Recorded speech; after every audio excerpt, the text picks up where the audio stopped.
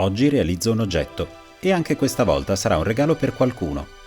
Stavolta è per mia sorella che da diversi anni possiede un iPhone 12 Pro Max, il primo dotato di MagSafe e carica wireless, che però non ha mai praticamente usato.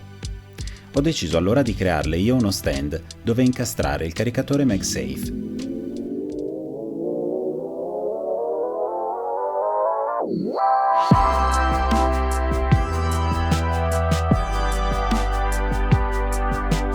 Questa volta ho voluto provare un caricatore non originale, incoraggiato dalle ottime recensioni e dal prezzo. In effetti l'ho testato e funziona molto bene. Se ti interessa trovi il link in descrizione. Come ho spiegato nel mio precedente video dove ho realizzato un supporto da scrivania, questo caricabatterie ha senso quando ancorato ad un oggetto fisso o comunque solido e pesante. Solo in questo modo può fare da sostegno, con ricarica, per una posizione comoda di utilizzo. E con una mano sola attacchi e stacchi il telefono. Ho cominciato a progettare sul programma 3D per avere una visualizzazione iniziale del supporto. Non voglio stamparlo in 3D, la plastica non ha il giusto peso. Voglio che il supporto abbia una discreta stabilità. Me lo immagino quindi con un bel legno duro e pesante, con un incastro su misura per accogliere il caricatore tondo. Forme e linee pulite e assolutamente il cavo nascosto all'interno. Ecco, comincia a prendere forma la mia idea. Linee dritte e arrotondate, forme semplici, design minimale e un po' retro. Il telefono deve stare sia in posizione verticale che in quella orizzontale. Ok, a questo punto non mi resta che creare il disegno tecnico da incollare sul legno per tagliarlo precisamente. Disegno fatto e stampato. Ora posso incollarlo sull'asse di legno che ho scelto, acquistato in una segheria delle colline del Mugello che tratta legno antico. Eh sì, una bellissima asse di rovere. Ti piace il rovere? Il rovere è bello. Bello sì, ma la superficie di questa tavola è molto grezza. Userò per la prima volta questa pialla, trovata su Amazon anche lei, con recensioni molto positive e posso già dirti che mi sono trovato bene. A questo punto però devo fare una precisazione. Io non sono un falegname, sono assolutamente un hobbista autodidatta. La maggior parte delle cose che ho imparato le ho imparate guardando gente molto più brava di me. Se ti servono consigli su come usare al meglio gli attrezzi, ti rimando su canali con persone di gran lunga più esperte. Li trovi cercando su YouTube, ad esempio per la falegnameria, il primo che mi sento di consigliarti è Stefano il falegname. Una cosa è certa, se conti di cimentarti anche tu con una creazione di questo tipo, sempre usare le protezioni. A questo punto devo incollare il template, ma vediamo se faccio casini anche stavolta con la colla. Non trovo quella vinilica, provo a usare la 1000 chiodi. La colla 1000 chiodi, infatti, è a base d'acqua e finito il lavoro dovrebbe venire via facilmente lavando il pezzo. In ogni caso bisogna usarla molto diluita. Vediamo se funziona. L'applico con lo spazzolino e appiccico il foglio. Aspetto una decina di minuti e mi sembra funzionare perfettamente. Perfetto. Ora comincio a sagomare i pezzi tagliandoli.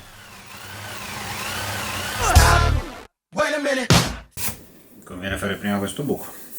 Infatti è meglio lavorare sul pezzo intero, facendo già l'incasso con la fresa per il legno. Procedo per gradi, cercando di restare all'interno del cerchio disegnato. Siccome la carta tende a sbriciolare, faccio già un taglio con il cutter in modo da continuare a vedere correttamente il segno del taglio.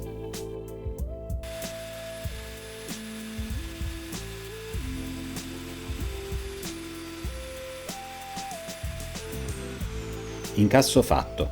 Cominciamo a fare una prova per vedere se entra. Ho fatto un buco troppo piccolo. Ovviamente qualcosa da qualche parte è andato storto, poco male, con l'oggetto ne traccio direttamente il contorno. Così non posso sbagliare. Continuo con la fresa a scavare all'interno, cercando sempre di fare attenzione ai bordi. I più esperti di voi avranno già pensato che avrei dovuto farmi un template con il quale disegnare un cerchio perfetto. Sì, è vero, avrei dovuto. Nota per la prossima volta. Ok, fatto l'incasso, stacco i pezzi dall'asse.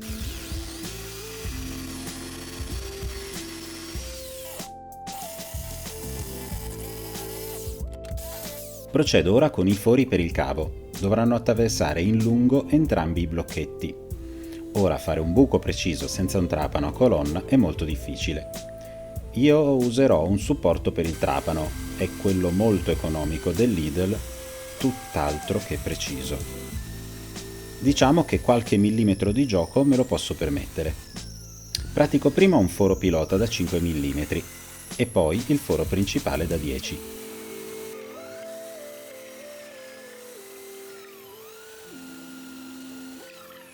Faccio anche il foro in corrispondenza della congiunzione dei due blocchetti. Il cavo arriva, ma non passa. Qui arriva. Ok, ci penso dopo. Adesso taglio con il seghetto alternato lungo il contorno, mantenendomi a qualche millimetro di distanza. Ora rifinisco il bordo e mi avvicino alla linea del disegno con una levigatrice a nastro. Anche questa della Lidl. Non posso definirla performante, ma piano piano e con un po' di pazienza si riesce a rimuovere una buona parte di questo legno molto duro. Ora, fermando il pezzo sulla morsa, cerco di ripulire con la pialla la parte di collegamento tra le due parti. Faccio diversi passaggi fino ad ottenere una base liscia e dritta.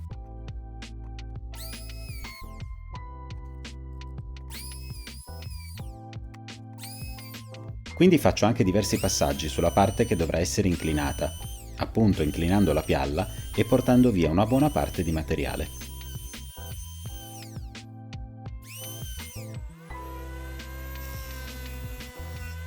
L'inclinazione al momento l'ho fatta a occhio, è il momento giusto per capire se correggerla. Devo quindi provarla e per provarla Mi serve il telefono. la direzione mi sembra giusta, ma meglio provarla anche con il supporto caricabatterie.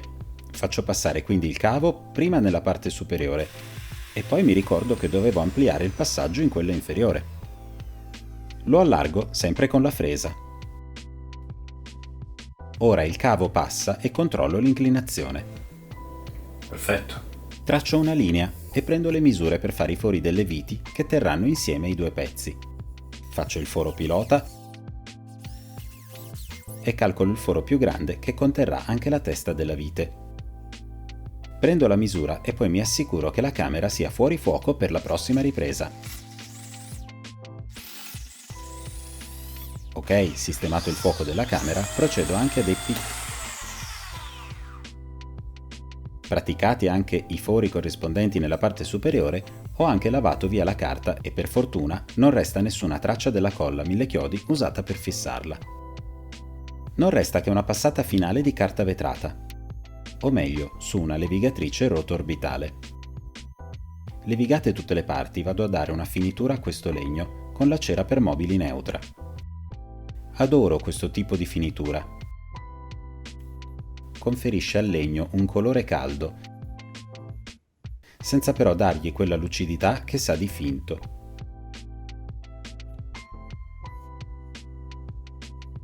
Faccio quindi passare il cavo e anche questa volta farò uso del mio caro amico, il biadesivo. Con un po' di persuasione passo il filo anche nella parte inferiore.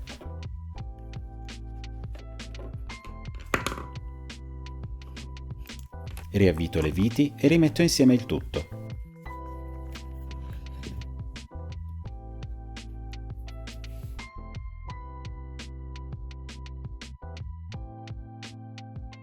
Ecco il risultato finale sulla scrivania di mia sorella. Il regalo è stato molto apprezzato e sulla scrivania mi sembra che stia proprio bene. Credo che questo sistema che ha trovato la Apple, magnete più ricarica wireless, sia veramente studiato bene. Il telefono si riesce a usare in tutte le posizioni.